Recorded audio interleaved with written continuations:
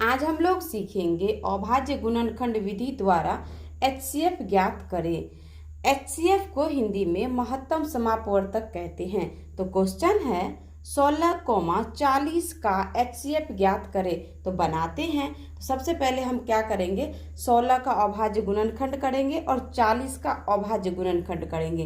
अब हम एक लंबा लाइन खींचेंगे इस तरीके से और एक इस तरीके से। अब हम इसमें 16 में 2 से भाग लगाएंगे तो 2 अठे 16, फिर 2 से लगाएंगे तो 2 चौके 8, फिर 2 से लगाएंगे तो 2 दूनी 4, फिर 2 से लगाएंगे तो 2 एकम 2।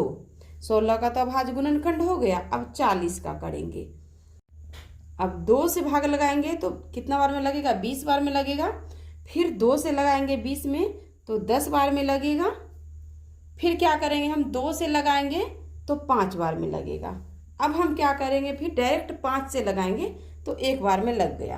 अब हम क्या करेंगे, इस 16 को यहाँ पर लिखेंगे। तो लिखते हैं 16 और बराबर, जिससे हम भाग दिए हैं, जो संख्या बाहर में उसको गुना के रूप में यहाँ पर लिखेंगे। देखिए इस तरीके से लिखना है, जिस संख्या से हम भाग दिए थे। 16 का लिख लिए, अब लिखेंगे हम 40 का। तो उसी तरीके से 40 लिख के बराबर देना है और फिर जिस संख्या से हम भाग दिए उसको गुना के रूप में लिखना है। इस तरीके से लिख लेंगे। अब देखिए यहाँ पर हमें जो मिल रहा है दोनों में उसको घेरना है। तो यहाँ देखिए दोनों में 2 2 मिल रहा है, इस तरीके से घेर देते हम। जो जो मिलेगा बस उसी को घेरना है। 2 और 5 नहीं मिल रहा तो इसको छोड़ देंगे। अब इस 2 2 के बदले हम 1 बार 2 लिखेंगे।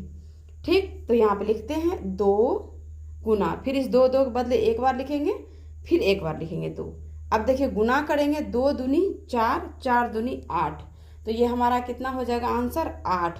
तो यहाँ पर लिखते हैं HCF हमारा कितना निकल गया, 8। तो यही हमारा आंसर हो गया।